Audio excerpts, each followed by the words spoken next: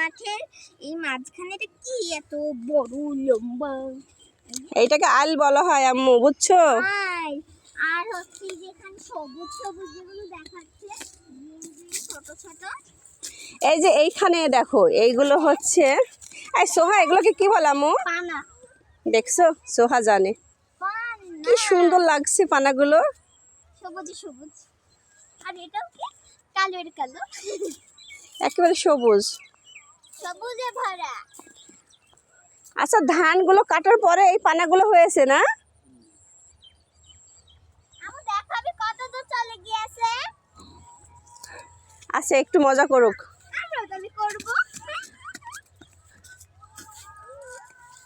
আজকে আমরা মাঠের ভিতরে চলে আসছি একেবারে বাড়ি থেকে।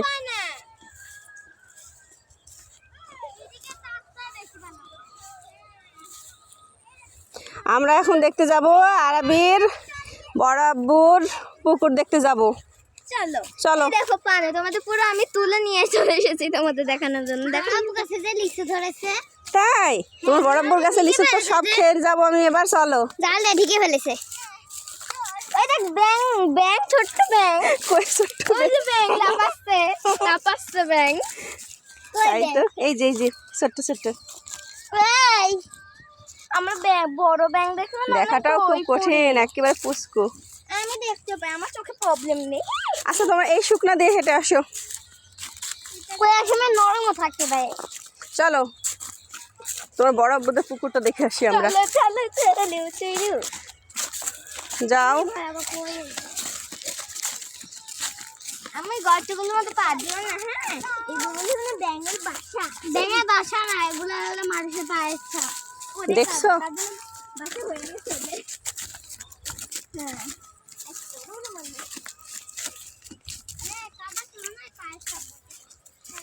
এই তোমরা হাঁটতে পারছো তো?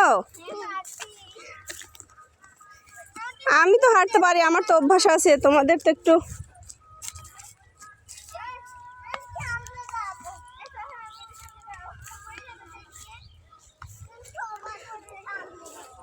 বাবা এই আল দিয়ে হাঁটা কিন্তু খুব একটা সহজ কাজ না। যারা মাঠে কাজ করে অনেক কষ্ট, অনেক পরিশ্রম করতে হয় তাদের।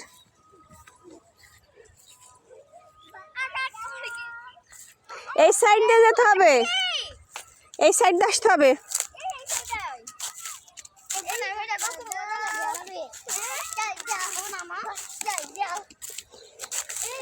আম্মু এই পাশ দিয়ে আসো আম্মু। সবুজের মধ্যে চলো। এই যে শেষ পর্যন্ত আমরা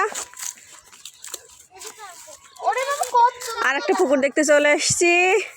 এই আরাবি দেখো এখানে লাউ গাছ লাগিয়েছে, দেখো আম্মু কত সবজি। হ্যাঁ পুকুরে মাছ তো আছেই। তোমার বাবা তো আসলো না এত দূরে, আমরা চলে আসছি। এই পুকুরটা অনেক লম্বা, বড় তো অনেক।